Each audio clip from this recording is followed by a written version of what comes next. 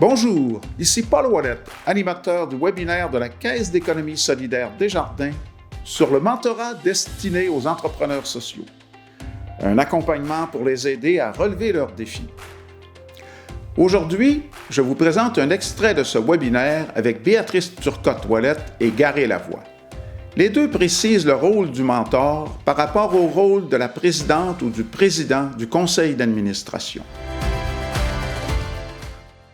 De dire à ton président, écoute, ça fait 2 nuits que je dors pas, je pense à ça. Est-ce que c'est plus facile de dire ça à son président ou de dire ça à son mentor?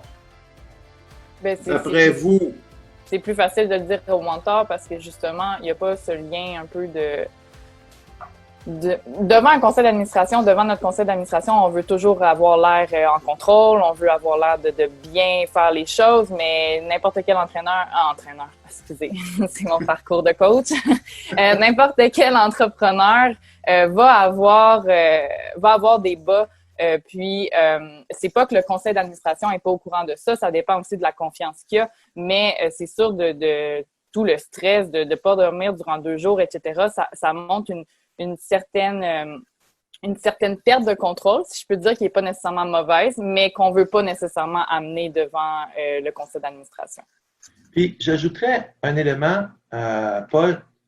Des fois, le mentor, là, le mentoré, il se pose des questions qu'il ne peut pas vraiment aborder avec son conseil. Puis ça peut être des questions, moi j'ai vu des gens dire, je me pose la question si je suis à la hauteur.